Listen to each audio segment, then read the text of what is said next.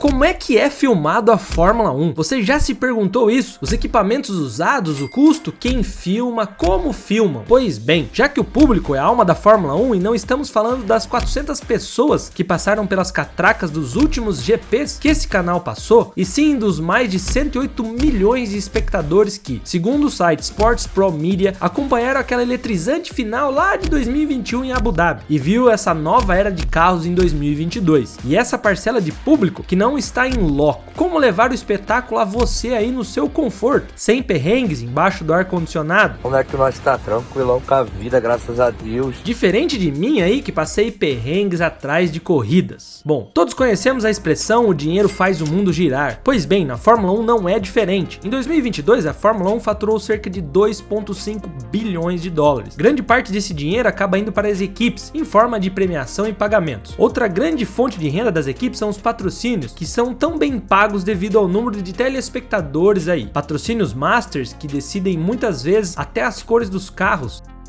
Até patrocínios que estampam apenas o bico ou uma asa traseira, rendendo milhões em renda para as equipes. O dinheiro obtido pela Fórmula 1 em sua maior parte se deve às transmissões, seja ligado direto ou indiretamente a isso, bilhões de dólares. Giram em torno do esporte e sem toda essa infraestrutura para gravar e transmitir os GPs, nada disso seria possível, ou seja, mesmo que seja gasto milhões apenas para ser filmada, a Fórmula 1 se torna algo rentável graças a isso. Um esporte que custa milhões apenas para existir, milhões para estar ao redor do globo e mais ainda para mostrar aí na sua TV. Mas nem sempre foi assim. Desde sua origem, a Fórmula 1 é exibida nos canais britânicos de televisão, porém sua primeira corrida ao vivo aconteceria apenas 3 anos após o surgimento do esporte, em 1953, sendo exibida também no Reino Unido pela BBC. Mas apenas em 79 a BBC reivindicou a exclusividade das corridas no Reino Unido, tendo antes dividido suas transmissões com a ITV. Com a BBC as transmissões evoluíram, chegando ao ano de 1990, transmitindo a grande maioria das corridas ao vivo. Tal hegemonia caiu em 97, quando sua antiga concorrente, a ITV, assumiu exclusividade da exibição do esporte, voltando para a BBC depois de 12 anos, na temporada de 2009. A atual transmissora apareceu pela primeira vez em julho de 2011, quando a BBC anunciou uma parceria com a Sky Sports, durando até dezembro de 2015, com o anúncio da saída da BBC e a manutenção da cobertura com a Sky Sports, que é o Channel 4 ali do Reino Unido.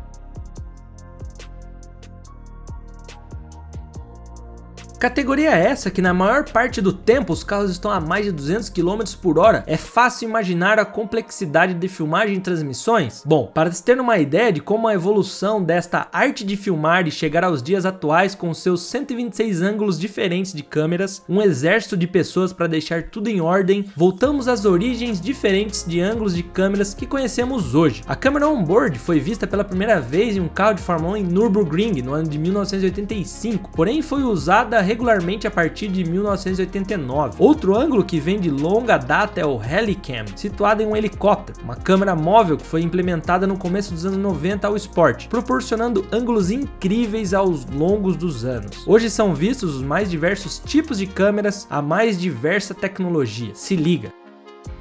A mais nova, a iCam, se trata de imersão. É impossível não citar a nova tecnologia implementada pela Fórmula 1 em questões das imagens, uma câmera implementada dentro do capacete do piloto que nos passa a ideia de velocidade e da dificuldade que é para quem está ali dentro do cockpit, uma visão quase real dos olhos do piloto por trás da viseira fechada. Essa câmera apareceu pela primeira vez em posse de Fernando Alonso em 2021, mas um fato é que essas câmeras já foram testadas antigamente, utilizadas na temporada de 2012 e 2008. Uma câmera de 8mm que pesa cerca de 2,5 gramas, mas que passa uma realidade de proporções inimagináveis. Veio sendo desenvolvida, já que antes muitas vezes era mal posicionada dentro do capacete e as cores da viseira interferiam fortemente na imagem, o que não acontece mais. Essa câmera teve grande rejeição no início por ser muito invasiva para as equipes, porém com o tempo foi aceita e hoje é amplamente utilizada por vários pilotos do grid. Fora a parte de segurança, que também trouxe preocupações, uma vez que estava mexendo com o capacete dos pilotos, também não existe mais. É a menor câmera existente no automobilismo atualmente e será um recorde bem difícil de ser quebrado.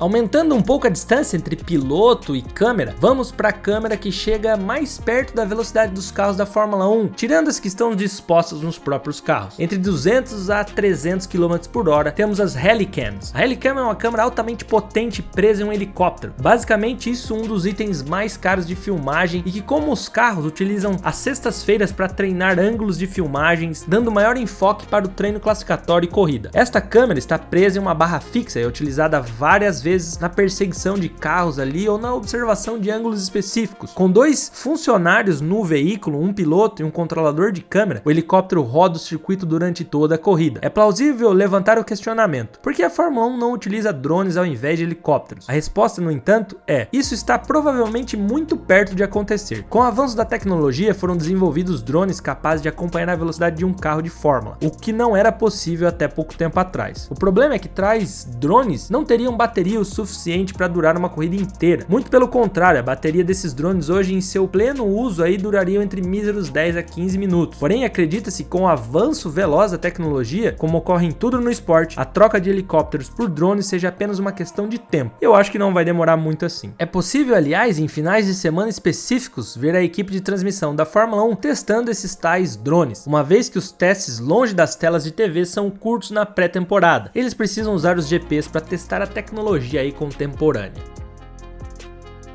As câmeras on-board foram uma grande revolução para o esporte, levando o telespectador para dentro do veículo. São câmeras que dispõem de alta tecnologia e dão a melhor sensação de velocidade do que as tradicionais. Além das câmeras, temos outro item on-board disponível, os microfones, principalmente após a chegada da era híbrida, onde uma queda de cerca de 11 decibéis foi notada. Foram implementados microfones nos carros da Fórmula 1 para, junto das imagens, dar uma maior sensação de velocidade presente. O microfone postado ao lado do escapamento foi inaugurado em 2018, transmite a sensação de potência do motor para quem está escutando em casa e ainda não teve uma experiência em loco. Ao todo, em um circuito situam 147 microfones diferentes, tudo isso para transferir essa energia e atmosfera de adrenalina para o público, uma vez que apenas as imagens sem som não passaria a menor credibilidade para o esporte a motor. As câmeras on-board se totalizam em 5, 2 em forma de T em cima do motor, uma visando a frente e a outra traseira, uma no nariz do carro, outras 2 no chassi, assim possibilitando uma visão praticamente 360 graus do veículo.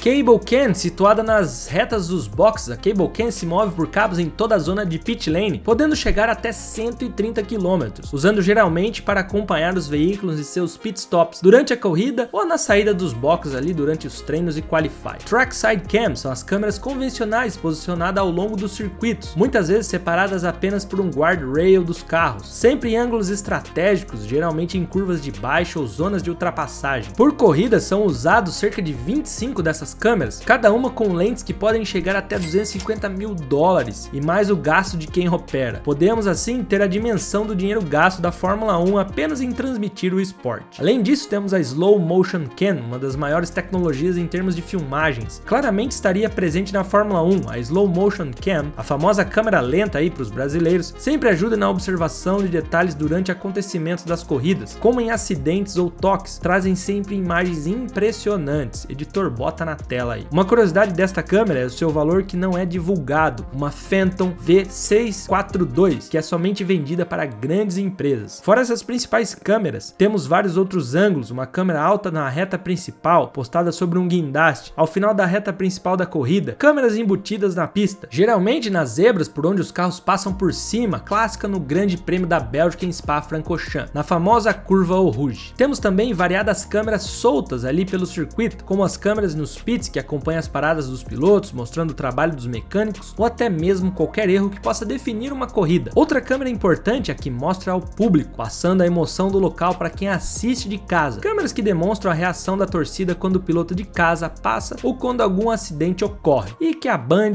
não mostra durante as suas transmissões.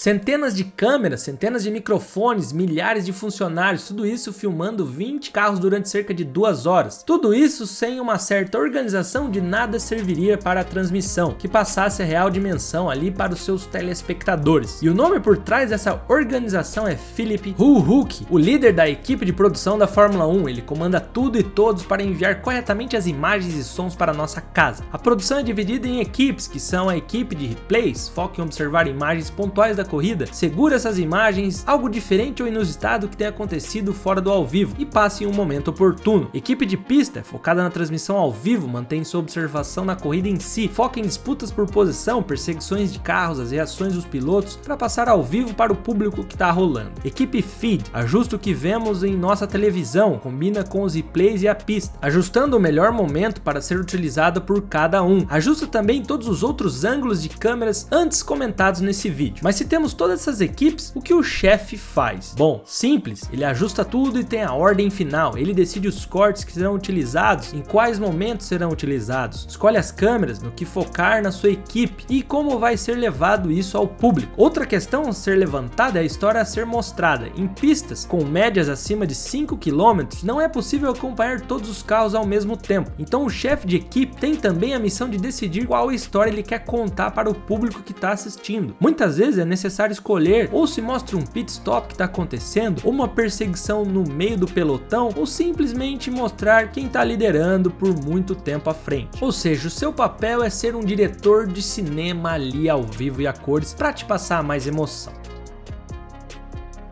A transmissão da corrida em si e dos treinos vem diretamente da Fórmula 1. A Liberty Media opta por fazer sua própria transmissão em todos os países e vender para as televisões de todo o mundo. Era muito comum ver propagandas variadas de país por país, um dos motivos para a categoria querer ter sua própria transmissão. Outro motivo é pelo modus operandi, ou seja, a forma como é filmado e passado ao público. E como falamos durante o vídeo, já que variava de um local para outro. Uma curiosidade sobre esse tema é que o Grande Prêmio de Mônaco, sempre ele, o polêmico, o único local que tem sua própria transmissão das corridas, por ter uma corrida histórica, o condado ali, o principado é cheio de regalias e esta é uma delas. Outro detalhe dessa transmissão própria é o streaming feito pela empresa, a F1 TV, que é o streaming no qual quem tem dispõe de várias outras formas de acompanhar um fim de semana de corrida, tendo opções de câmeras diversificadas, onboards de todos os pilotos, acompanhamento de tempo, volta a volta e assim por diante. Pois é, percebemos então que o esporte é muito complexo, depende diretamente da televisão